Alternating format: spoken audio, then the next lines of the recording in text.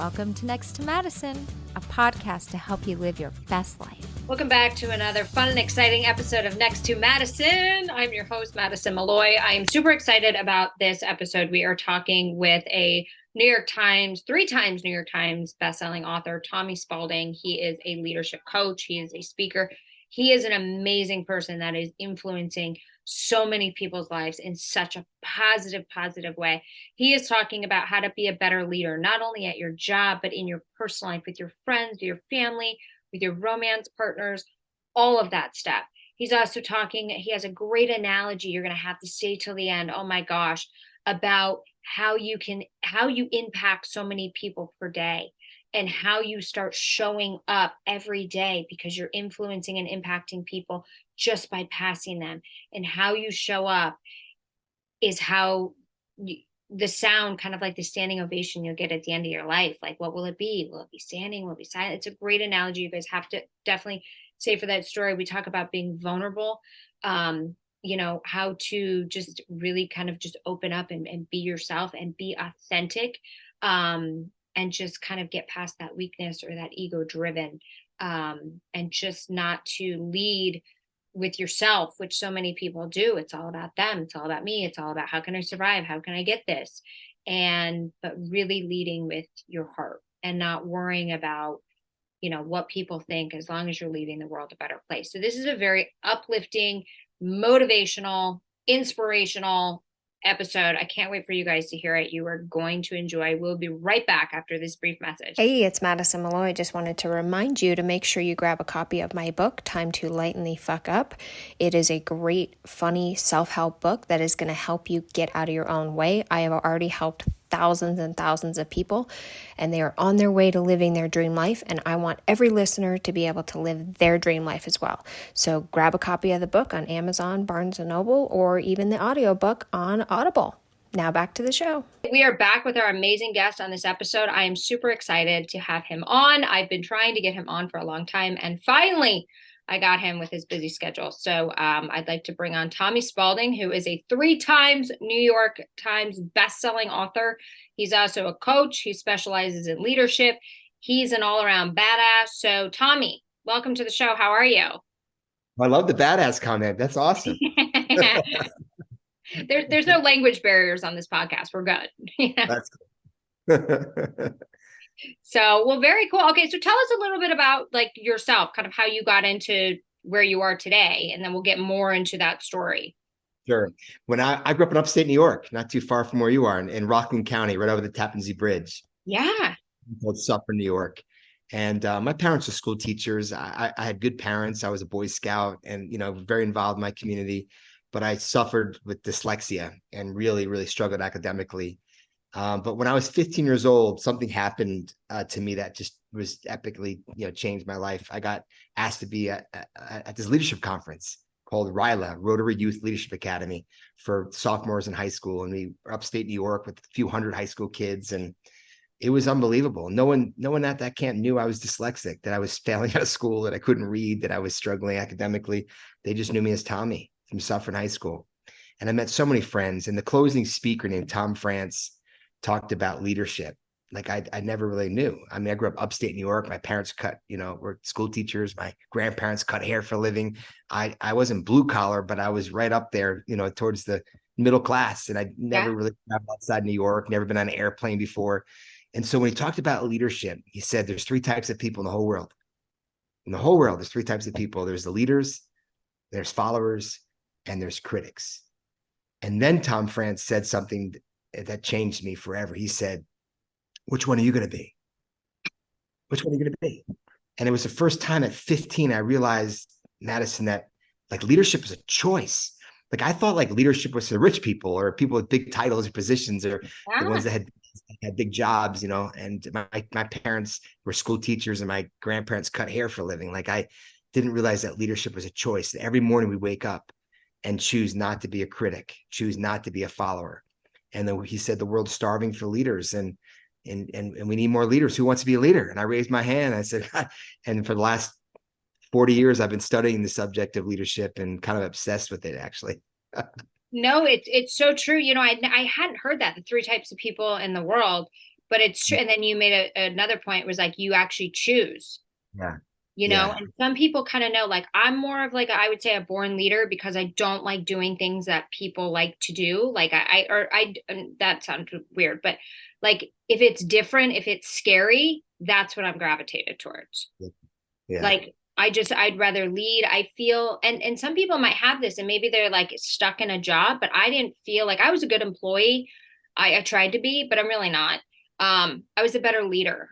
Like, I felt that I couldn't really tap into who I was unless I was more leading a group and had more of an impact. Like, I wasn't a good, like, just do my job and take orders. Like, I need to kind of innovate and create. But you're right, the world is starving for great leaders, you know. And there's also a misconception about leaders because some people are like, with this whole social media thing, you know, these influencers aren't not necessarily leaders. You have to make sure that you follow the right leader. That's right. That's right.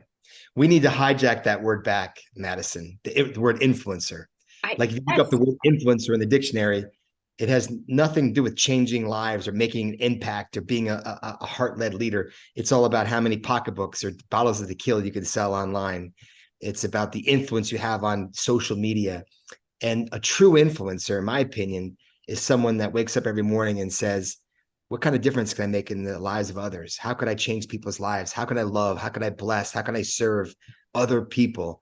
That's what influencers really are. Yeah, no, I love that because that takes it to such more of a positive spin versus like what we're seeing out there. It's like, oh, this girl's got a really great set of tits and she's got a lot of followers because of it. And now she's talking products. I mean, that works. They do work. I have a buddy that owns a management company for all these influencers, and they're pushing product. So it works in that. But I think we're talking more of leadership of like where you want to be and kind of the path you want to pave. But no, and so so you've always been on this track? You've never had a job, like a traditional job?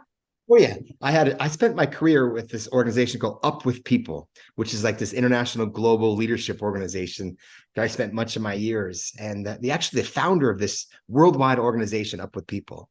So Up Yeah. With People would be like the Peace Corps. It's like the United Nations of young people. It's this massively incredible movement in the 60s, 70s, and 80s.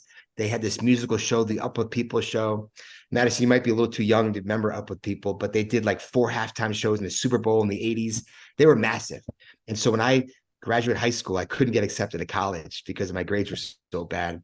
So I joined Up With People. And that's kind of the equivalent of today's word. I joined the Peace Corps. And for years, I traveled all over the world doing volunteer work and learning about different cultures, living in different host families, being in this Up With People program.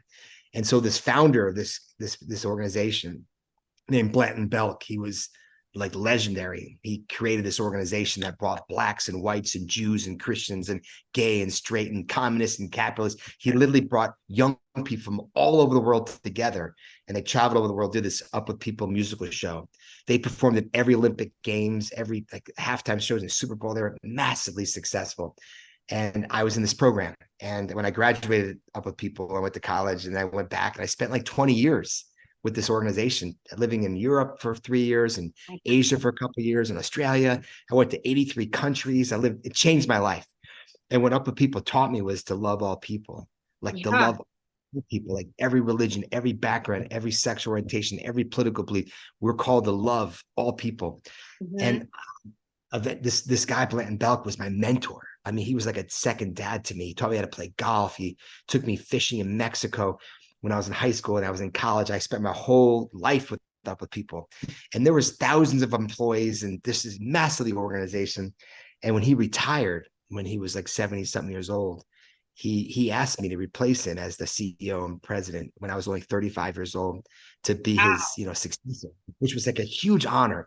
Like, to be so young. I was just recently married with young kids, and to run this worldwide leadership organization, it was unbelievable. And then I never told the story because he's still alive. He's like 99 years old. I don't want to ever shame his legacy because what he did for the world was amazing. Yeah. But as I worked under him as the CEO and he was the chairman and founder, the world revered him, Madison, like revered him. He was a narcissist and he was a self-serving leader. And he wasn't a bad human being. He just wasn't a great one. And it broke my heart. It broke my heart because I loved up a people. I spent 20 years of my life with this mission of building bridges among all people, loving all people. Yeah. And the founder that I worshiped and loved and adored realized that it was really about him and not really about others. And it broke my heart. And that's what really motivated me to start writing books and teaching and coaching. And now I coach a lot of the Fortune 500 CEOs because there's a lot of guys, there's a lot of women out there that it's all about them. And they're leading these companies and just collecting a paycheck, and they're not really truly leading with love.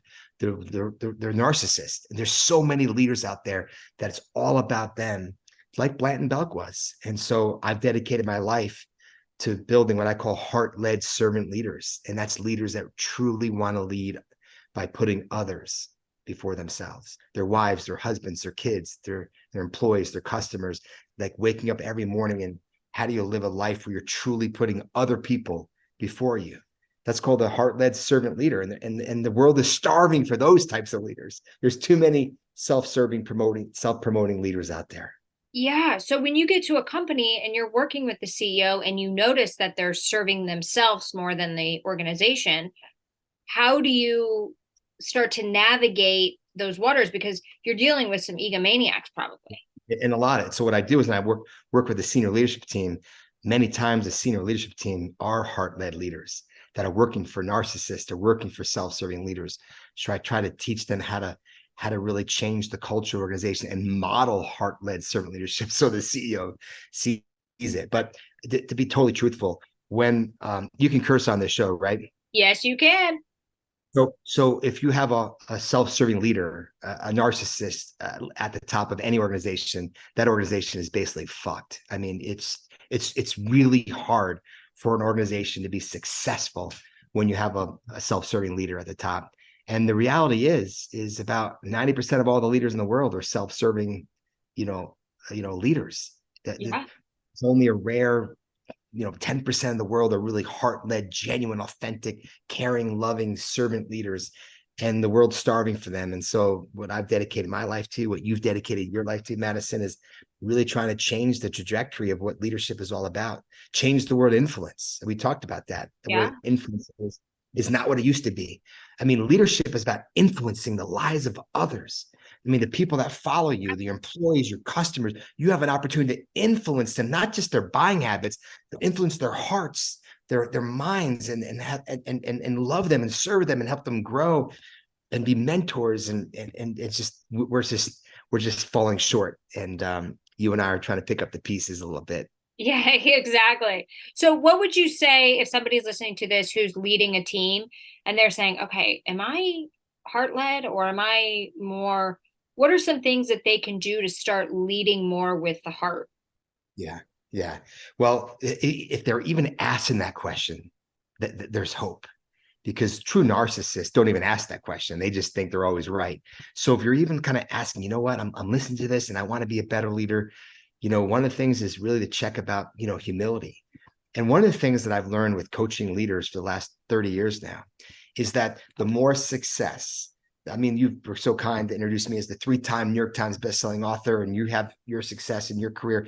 The more success we have, the more money we have, the more wealth we have, the more positional authority we have, the more power we have, the more influence we have, the more arrogant we become. It's a straight line trajectory. 99% of all people, it's just you put wealth and power and influence and fame into people's lives, or even someone has an important job, like they're the principal of a school or whatever. You give them a job title, the arrogance always comes. Yeah, always. And what heart-led leaders, what I talk about and write about, and what servant leaders do, is the more success, the more wealth, the more fame, the more positional authority, the more importance you have, the more influence you have, the more humble you become.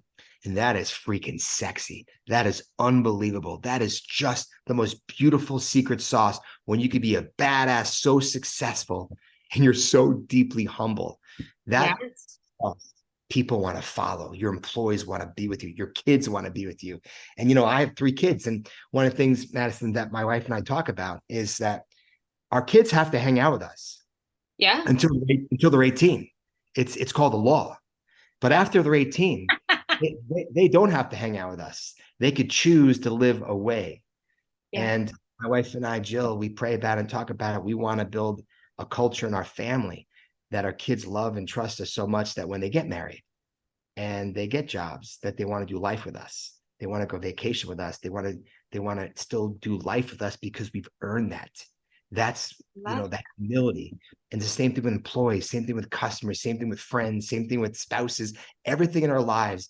When you lead with humility and you truly put others before yourself, you have an incredible, blessed, and successful life. It's just hard to make people shift because the reality is most people think about themselves, their career, their money, their fame, their success.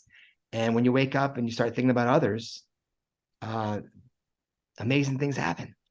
No, I think that's true. And it kind of goes into the whole like universal law, like law of attraction and law of vibration and God and all that stuff. But I think it's people maybe want to be more humble, but I think that we live in such a crazy world where we're bombarded with so much negativity because they're trying to instill the fear to control, and everything's so expensive and people are trying to survive and they want to be taken seriously. And so I think that you might have people who are genuinely good who become bad or not as heart led just because of society. I mean, I'm sitting here in Manhattan and there are tons of nice people, but there's a lot of arrogant people who are not leading with their heart.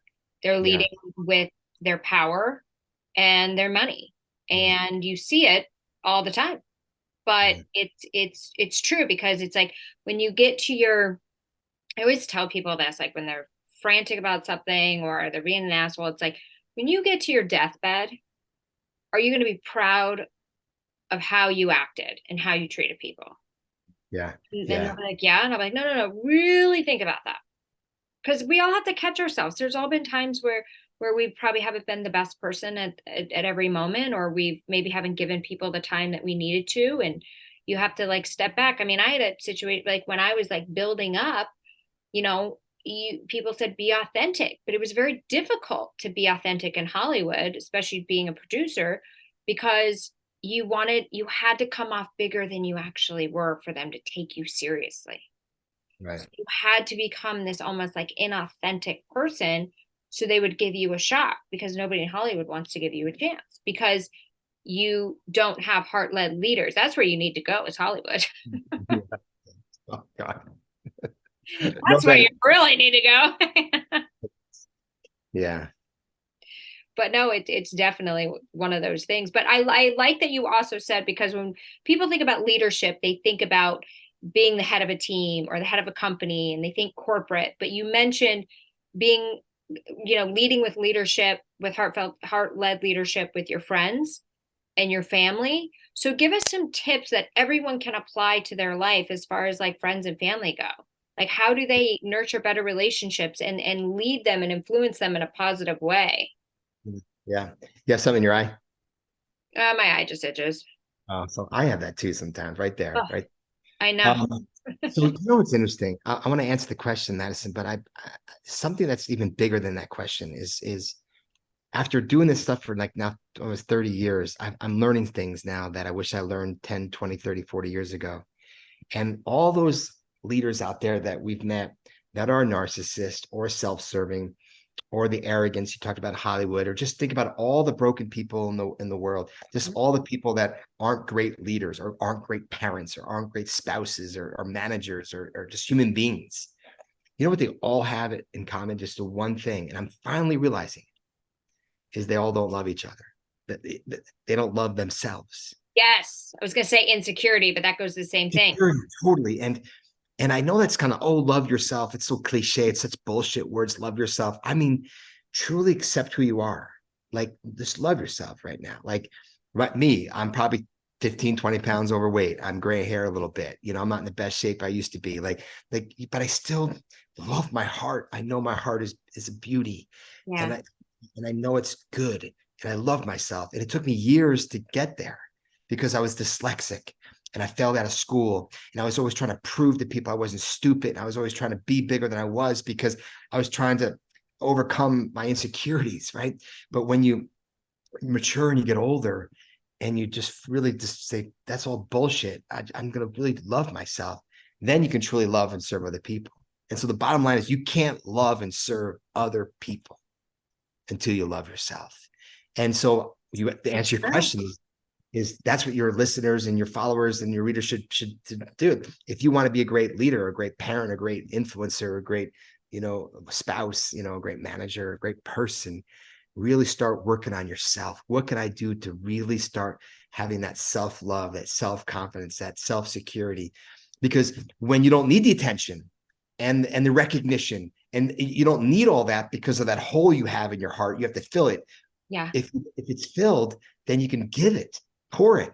Because I've plugged my hole, like, my dyslexia, my insecurity, and I fell out getting a 2.0 in high school, and a 2.0 in college, and a 680 in the SAT, and all this stuff that made me insecure. When you plug it with love, now my heart is so full, I can give it to Jill and to my kids, to my employees, and to my clients, and to my friends, because it's not about me. And the world is all about you. Like, it's about me, it's about me, it's about me. And they're the ones that we have to love because they don't love themselves. So what would be your top 2, 3, 4, however many tips for somebody who's struggling with self-love, like how they can love themselves more? Like, what are some things that you did to really Well, get the first thing is you have to do a relationship audit. And this is like, I'm looking at my laptop right now. There's a little button on the far right called delete. And it's a very powerful button because when you hit it, the shit on your screen goes away. And you have to kind of do that with your relationships. And I know it sounds crass. I wrote a whole book on it. My first book was about building authentic, genuine, heart-led, heartfelt relationships. And you might have people in your life, friends, family, siblings, parents, coaches, counselors. You might have bosses that don't believe in you, that are trying to take you down, that are negative influences. And you got to go there and take that little delete button and go delete, delete, delete. And you got to be really intentional who you allow in your little circle.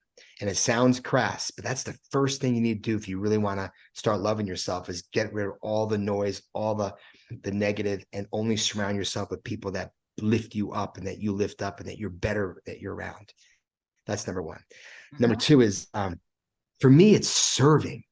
Like, every year we go down to Mexico and we build homes for the poor. We go down to Haiti, the organization called Many Hands for Haiti, where you go to Haiti for 4 days and you serve the poor.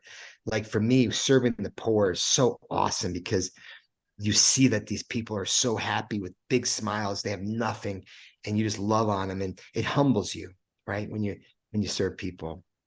And I guess number three is, like, read. Like, I just think there's so many great books out there that really challenge us to think better, to be better. If you interview Jill, she's in the kitchen right now. She came over here and they said, "Hey, Jill, what's the best thing you love about your husband? I've been married now for almost 20 years. What's the best thing?" I know what she'd say because I've heard people ask her that, and she says the same thing every time, and it warms my heart. You know what she says? She says, "I love Tommy because he is just obsessed with getting better every day. Like, he's always trying to be a better husband, a father, a leader. Like, he's written New York Times bestselling books where millions of people read his stuff, and he's constantly trying to be better." And I love that she says that, because when you stop learning and stop wanting to grow and be better, there's the problem. And then the other thing is to start being humble. Like, if you really want to change, go to your team and say, "Hey guys, I really want to grow as a leader, and I really want to be more humble and genuine, authentic. And I just want you to hold me accountable." Right? Like, and start asking people that you love to hold you accountable. Like, I have like about 10 friends around the world that I know who they are, and I'll name them.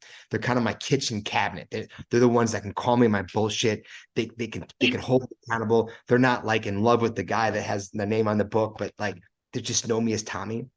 And I've asked them, anytime you read my blogs, my tweets, my books, anytime my stuff is out there and it doesn't sound authentic and genuine, I want you to call me up and scream and yell at me. And I've never really had that call. I try so hard to live in that space of humility, but I've had people hold me accountable. And by the way, Jill is one of those people. And she says she's the queen of the pin. that lets all the air out of my head when I'm feeling too big. And who you're married to, who you choose to be friends with. They build you up when you need to be built up, but then they humble you when you need to be humbled. And choosing your friends is so important in the success you have personally and professionally. Yeah. Well, they both, you know, friends are obviously very important, but they also say like your total like happiness, your longevity, your money Yeah, is comes down to who you marry. yeah, totally. Yeah. But you also Bad hear, marriage can Madison, kill you, and a good marriage can make you live even longer. Yeah. totally, yeah, totally. But like you always say, like you pick your friends, but you don't pick your family. And I know this might be controversial, and I might turn off some people, but it's the way I believe. Is I believe you pick your family. You got to live with your family till you're 18, but then you can choose to who you want to hang out with. I have a cousin I want nothing to do with, right? Yeah, I have, people in my family, I'm not going to mention their names, people in my immediate family that I don't really care for.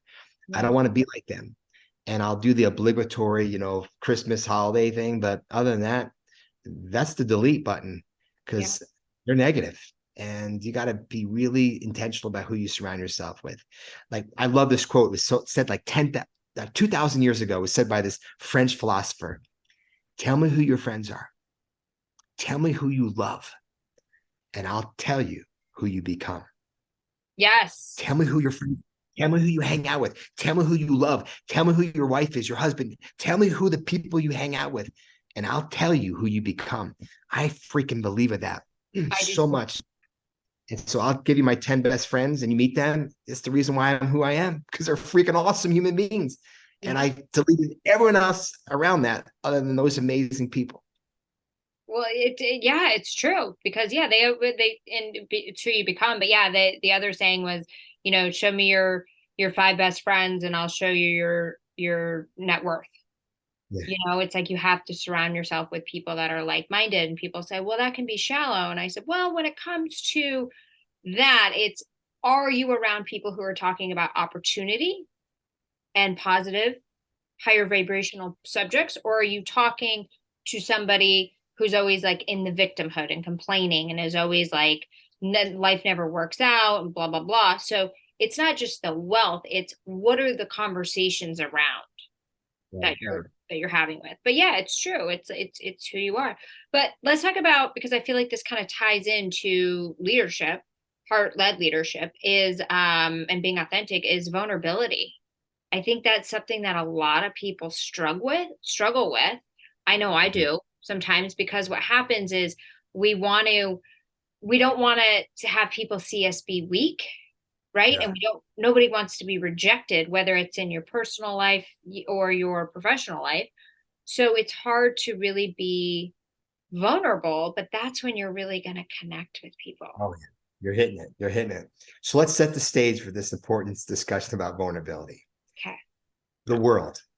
We've changed the way we look at things for the last thousands of years. Like we thought the world was flat. There was literally a time that the human beings on this planet thought the world was flat, and we realize it's not, right? It's round. If you look at the 3/5 compromise, there's this law in our Constitution that a white man, that a black man is worth 3/5 of a white man. That was a compromise we had during slavery. Like clearly we got that wrong. Like slavery is not a good thing, and equality is what it's at. Yeah. Smoking when you're pregnant. Google 60s, 1960s Yeah. women. There's literally thousands of pictures on the internet, including Jacqueline Kennedy Yeah. birthing, having a baby with JFK in her tummy, smoking a cigarette. But now we realize that smoking during pregnancy is probably not a good thing, right? So we've changed the way that we've looked at things, over the years. And I'm going to tell you right now, in the next 10, 20, 30, 40, 50 years, we're going to look at the word vulnerability and say, God, we screwed that up. Really? Like we actually smoke when we're pregnant? Really? We looked at a black person and thought they're worth 3/5 of a white person? Like, really? We thought the world was flat? Really? We thought that vulnerability was weak? That leaders shouldn't be vulnerable? Like that's what we were programmed. Leaders are strong. They know Yeah. all the answers. They're never vulnerable. And I'm telling you, Madison, Molly, all the great leaders in the world, they're humble and they're also vulnerable. They're authentic and real, and they're real and they're authentic and they're vulnerable and they tell life stories and they're not perfect. And when a leader can get up and be vulnerable, that's when their followers say, I'm in all the way. Yes. I'm all the way. I'll do anything for this man, this woman, because of their real. And you don't get real until you're vulnerable.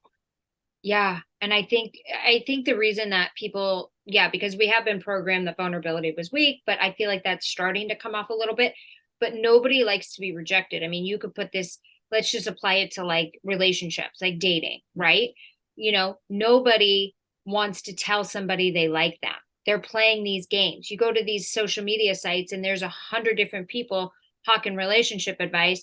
And if you actually started looking at this, you're like, this is horrible advice, and this is what's programming our youth right now. But it's play this game, don't reach out too much, don't do this, don't tell them you like them, don't tell them, because people are so afraid of being rejected because they take it so personally. Where I try to tell people, and I have to remind myself sometimes too, that like rejection is God's redirection, and what's meant for Love you, and that. if something doesn't work out, Love, something better is coming along, I love that. you know. Madison, I love that. Love that. Well, thank you.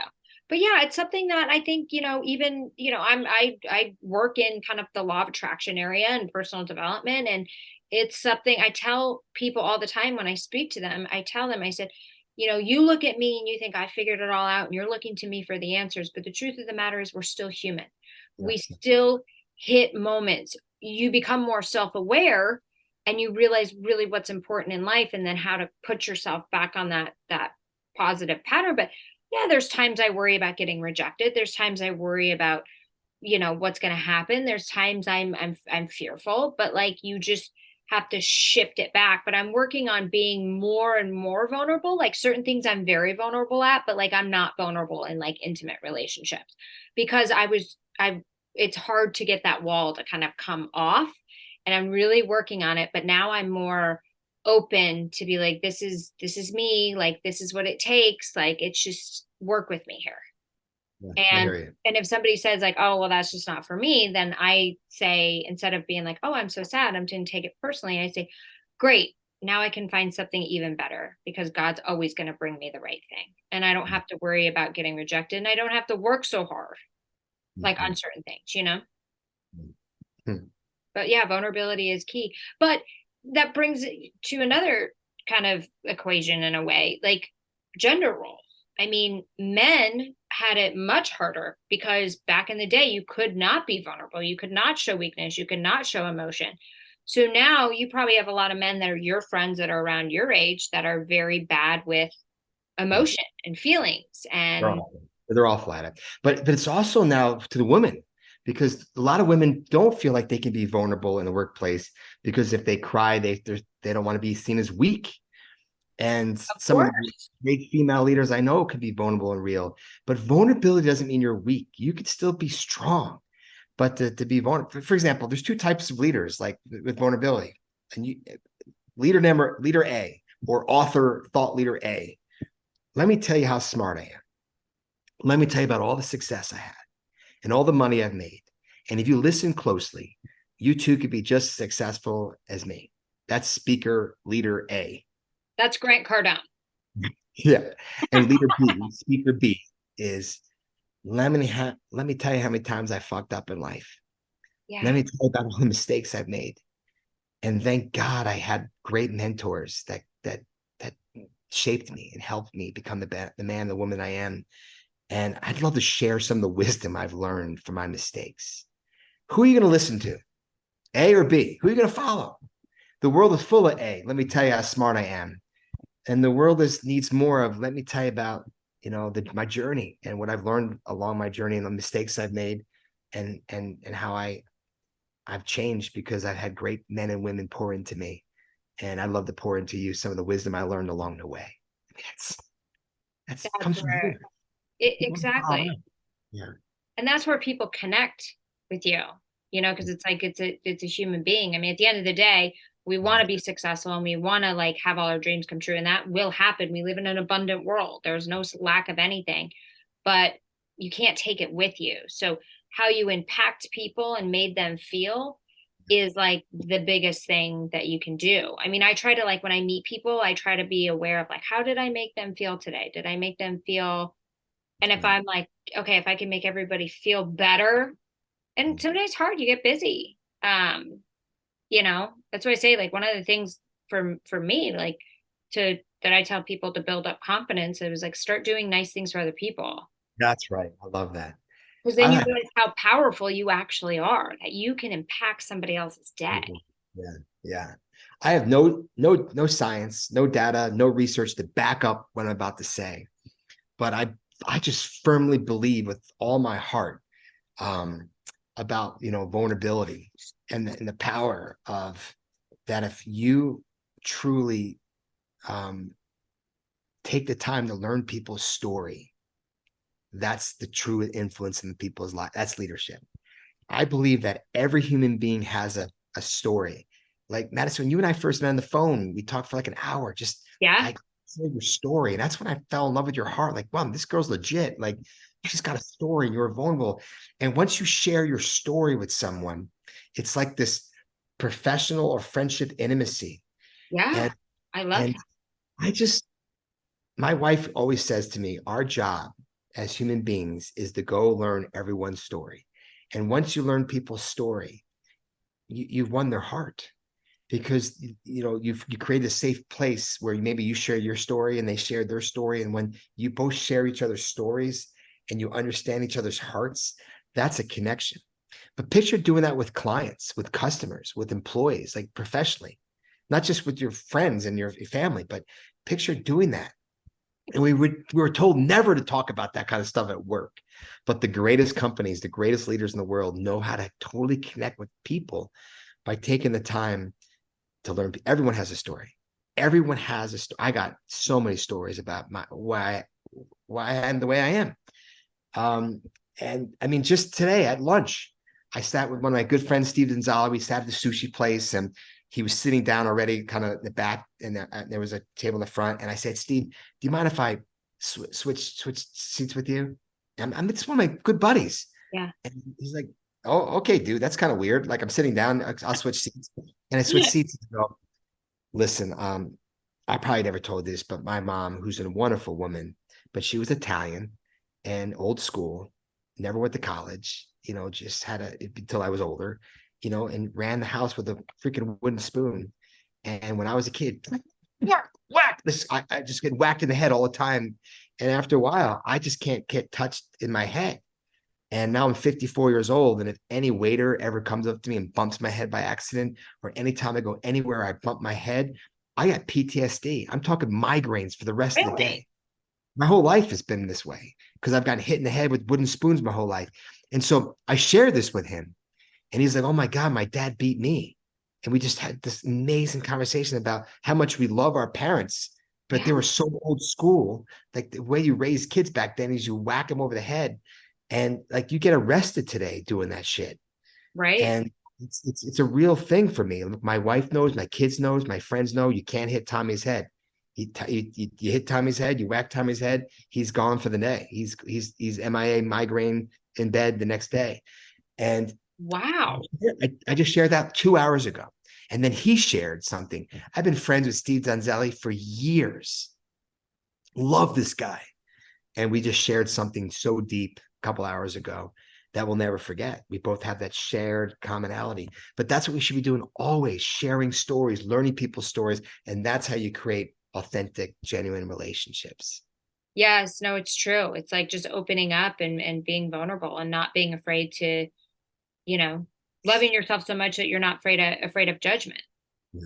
You Yeah. know, you knew, like, this guy might have thought you were weird, but he didn't. He actually was like, whoa, I never really talk about this either. So you probably had an outlet for him as well, Yeah. but have you gone to therapy for that? I have, and the therapy. I just got to find the good therapist because the ones I found just all suck. I, Yeah. I just, Therapy sucks. I haven't found the right person yet. Yeah. Thing called EMD, where they trigger your brain. There's something I've heard. What's that called? EMT, like where the brain waves. There's something I'm Kind out of there. shock it, I think. Yeah. Yeah, EMT, maybe. I think that's it's it. EMT. yeah. Okay.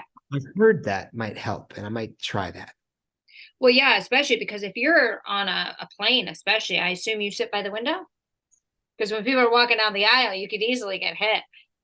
And you always hit yourself in the thing. I always let people get off the plane. I just stay there until it's off. I just there's so many tricks I do is not to hit my head, but every once in a while, someone will come out to me, hey, Spaulding, and smack me in the head, and I just look at them and I never say anything because I don't ever want to embarrass anyone or shame anyone. But I Yeah, just right. go to my hotel room and put a pillow on my head and just go to sleep for the night. It's that Oh bad. gosh. So the migraine just triggers it. The only way to go is drink a lot of tequila or go to bed. Tequila, but sometimes it's 10 o'clock in the morning. Right. And then you're like, oh, this would be a drinking problem. That would Like, be a drinking problem. yeah, can't do that. That's for sure. So I mean, no, I love that, but it is true. Like maybe I think that each listener listening to this should next time they're at lunch with whoever they're at lunch with or dinner, who they're ever at dinner with, like try to connect with them on a deeper level. Because if you know, well, probably not you, but a lot of people, sometimes you have conversations with people, even if they're people you're romantically interested or just your friends, they're very surface level conversations. Yeah. What's going on? How is it going? How is it this? Versus because nobody wants to see like, oh, things could be hard or things are going, or you don't want to overbrag or whatever it is. So you don't really share those personal things. But I think, yeah. So everybody like find a friend and go and talk about real shit. Not the weather, not your day, not your vacation. Yeah. Yeah. You're saying the same thing. I call it NSW, new sports weather. It's the small talk. And most of us are Yeah. so good at that. But a lot of us have friendships, relationships with their spouse, with their children, that it's just NSW. How's the news? How's the weather? How's the sports? You'll never have a lifelong relationship that's really real and authentic. Speaking about new sports weather, you got to go deeper and, build that trust with people to be able to share those kinds of things. Okay, perfect. So I'm going to ask you in different situations, if you are talking to your boss, how do you connect with them deeper? Yeah. Well, one thing is that people like to talk about themselves. And Yeah. so next time you're with your boss, maybe just ask them questions. Say, hey, I know we work a lot together, but how did you get into this business? Like, what's your story? Like, how did you meet your wife? How did you meet your husband? I got 3 kids. I know you love them, but tell me about them. Like, what's their path? Just try to ask some genuine questions. And if you try to force it and it's not authentic, then you're gonna mess it up. But Yeah. just ask. And so your boss is not thinking, oh, every time so and so is coming to my office, they want something or it's about work. But there's a connection there. You're trying to get to know a little bit. And then, don't be afraid to say, my dad's, been an alcoholic his whole life. True story, my dad. And next month, October 26th, will be 1 year since he's sober. And Oh, congrats to him. Wow. so I have to take off next month, October 26th, because I'm flying to Saratoga to take my dad out to dinner. Because I Oh, told him he's wonderful. sober for a year, I'd fly out and take him to dinner to get him the best steak in town, which is a true story. But if you had a boss and you had to get permission, instead of saying, hey, I got a personal day, I need to take off October 26th. So you know what? I want to share this. I grew up, amazing dad, but he drank a lot. And he's been sober for a year, and I want to go home and celebrate. I just want to share that with you. I'm going to take those days off. That's okay. You walk out, your boss can be like, man, that was pretty awesome. Uh, Yes. and your boss might say, you know what? My dad was an alcoholic too. Let me tell you about that. And all of a sudden you have this connection. Vulnerability is contagious, Madison, because when you share, Yeah. you share. It's like sneezing. You share, it's contagious. And sometimes you have to model it, you know, you have to model it. No, that's very true. No, that was very well said. Okay, what about connecting with like a romantic partner, like on a deeper level? Mm. Like somebody maybe in the dating stages versus like relationship. Because I feel like people like date people, but they don't really get to know them that deep. And then all of a sudden it's too late. And they're like, I don't even know this person. Mm. I don't know if I have the right answer to that because like when I met Jill, I just knew right away that there was no bullshit. I didn't have to pretend. I didn't have to Yeah. sell. Yeah. I just Oh, told I him love that. and stutter and just be myself. And I think if you have to work at anything, if you have to think about the right thing to say or get to tiptoe or walk on eggshells, delete that friend, person, date. I think when you meet the right friends, the right soulmate, the right partner, you're just instantly so comfortable because there's just this connection of you don't have to say anything. It's just and so what I would really pray about is not what the right thing to say or what questions to ask, is pray for the clarity to figure out who's right in your life and who's wrong in your life, and who's the people I should be dating, and who should I give my heart to, and who should I have walls to. And when you meet the right person, romantically, I really do believe that you just know in your heart that there's this beautiful connection, and Yeah. there's nothing you can say or do that just changes it. I mean, my wife, when I first met Jill, she literally told me on our first date she was divorced and she had a kid that was like 3 years old, and she was like $80,000 in debt, or maybe $68,000 in debt, because she had to buy her ex-husband out of the house, and so she borrowed money to get that. So it was like, in debt, a kid, divorced. It really wasn't on my top 3 list. Right. What for a wife. But you'll meet Madison. I'll have you over the house. You'll meet her. Love that. Unbelievable. She's the most authentic, genuine. Like, she is the most like genuine to the 10th degree, just so real. And when you're with her, it's like, man, this is what I want to do life with, because there's no fakeness, there's no bullshit, there's no trying to be someone. Jill will treat a billionaire the same thing as a person that just collected our trash this morning. It's so awesome being married to somebody that just loves and simple and genuine. And Jill married me when I wasn't successful, and now we have unbelievable success, and she still fucking cuts coupons and like brags that she saved $13 at the gas because she has a King Supers card. And I'm just like, we don't need to do that anymore, And she's like, yeah, we do. And that's what I love about her. And so I share that with you because it's not that hard. You just stay patient, and when the right person comes to your life, and Madison, I'm also talking to you too, as a friend, because you are just beautiful inside and out, and smarter than the inside and out. And the right guy is going to come around and snatch you up, and it's just going to be nothing like you've never had before. And I believe that. I knew that the second I met you, that you are catch. And oh, well, thank you. anyone listening out there, give her a call. I know. I always, you know what? I had a very interesting conversation with somebody last fall. It was right after the book came out. I was back in New York City, and I was driving with a buddy we were in like West Nyack, right? Yeah. New York. Okay. Nyack. Yeah, we were going over to the Manhattan Woods Golf Club, and I was driving over with him. And this is my friend. He's, very religious. He's happily married. He's just such a wonderful person.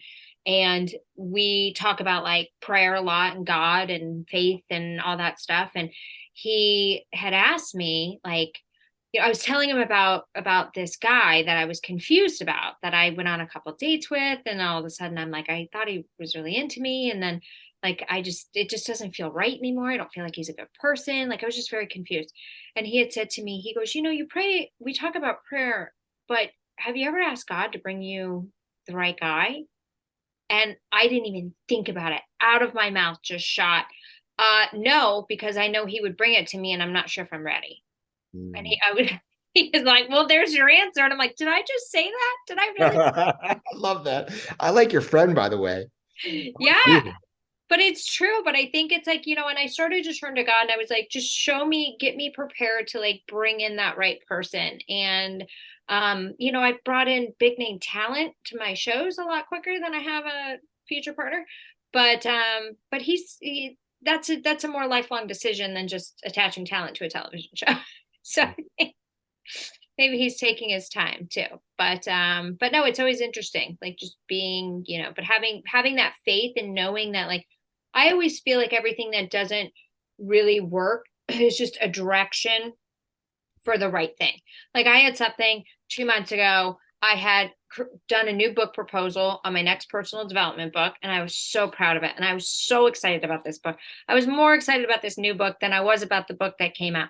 The book that came out was like scratching the surface, and it was kind of like overall general. I wanted to have that as the first book, but this book was like really diving into something that I really struggled with, and I thought it would be so good. And it was basically kind of like a chapter in my book that just exploded into this whole new book, but it would be kind of like a lot of the same like tone and funny and all that.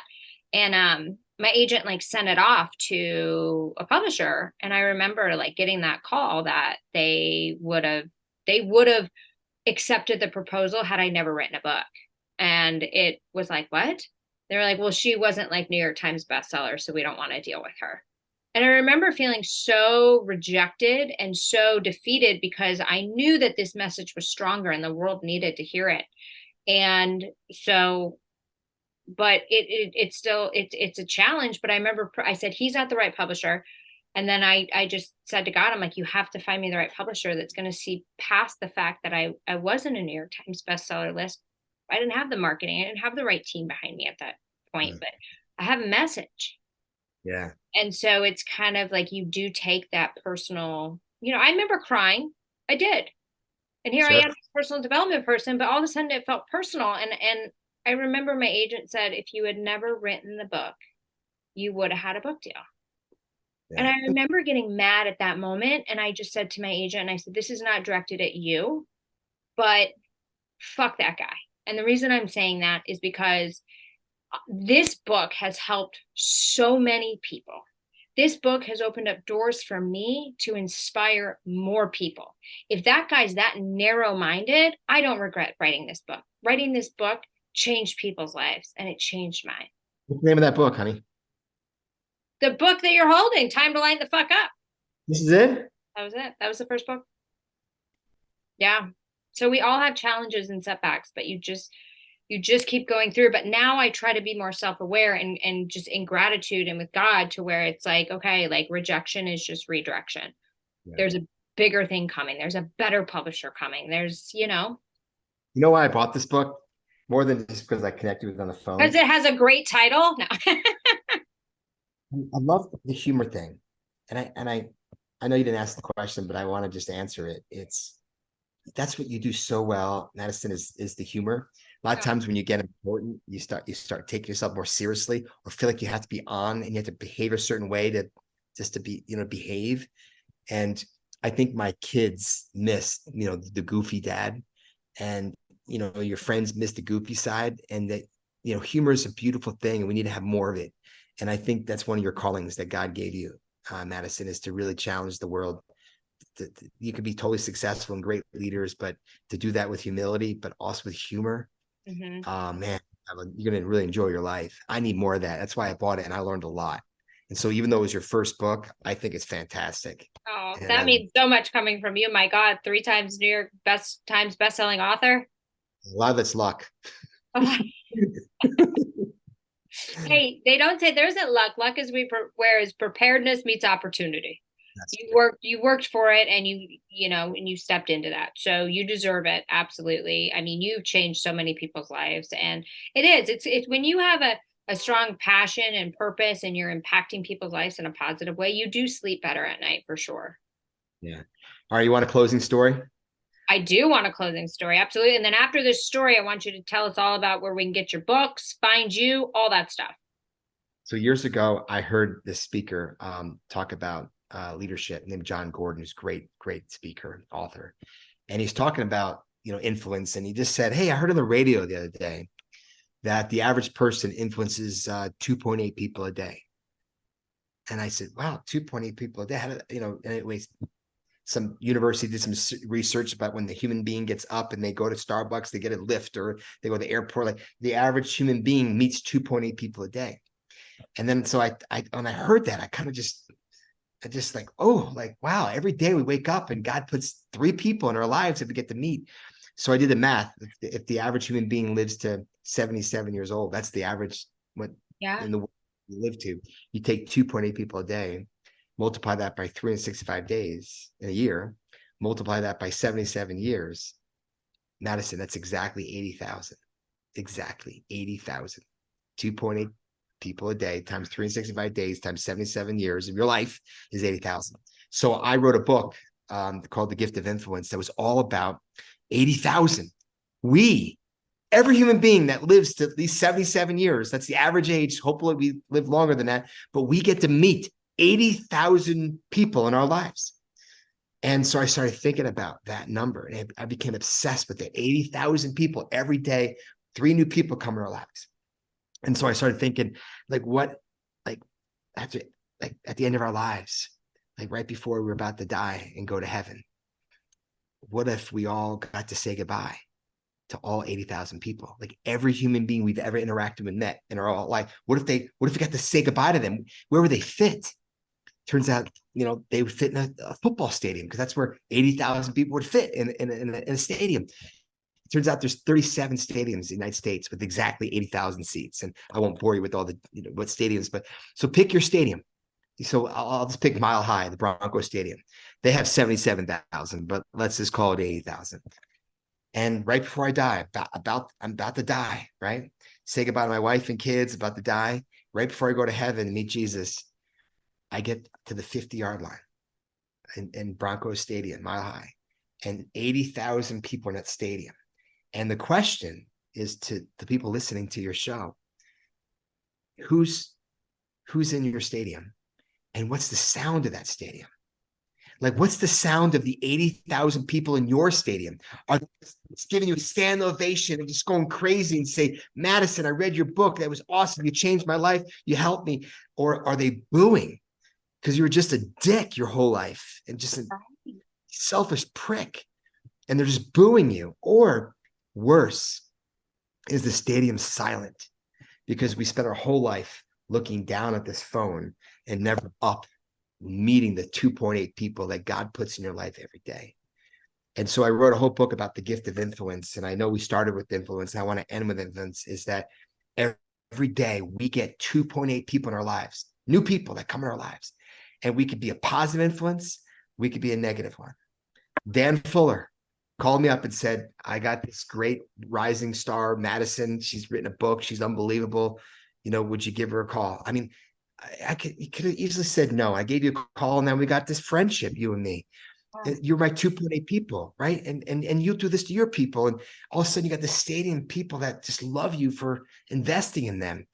And I think if you really think about our lives at the end of the day, that's our legacy. That's our legacy. Not how many books we've written or what jobs we have, how much money we made. It's who we loved. Yeah. How did we love? Did we love well? Did we serve well? Did we give? Is our stadium filled with people thanking us for investing in their lives? That's amazing. Sign me up. I mean, that is such a good analogy, because I feel like I could actually like picture it, and it gets people really thinking to where they're like, okay, how do I want to continue on the rest of my life? If you want like a standing ovation, well, you better start living like that. And then the thing you said about the phone, where it's true, like everybody does it. I'll go to like a park and I'll sit down in a park. All of a sudden I'm missing so much because I'm sitting there doing my emails, checking things and texting people. And it's like, wait a second. So, but I'm good. When I'm out with people, I put my phone away. Yeah. Like I put it away. Like it's such a compliment. That's such a compliment. You're with someone, you put that phone at the table. That's body language saying, yes, you're important, but if something more important comes up, it's right here. When it's away from the table, yeah, we can talk about that for hours, about the power of the phone. I call it the devil in the pocket.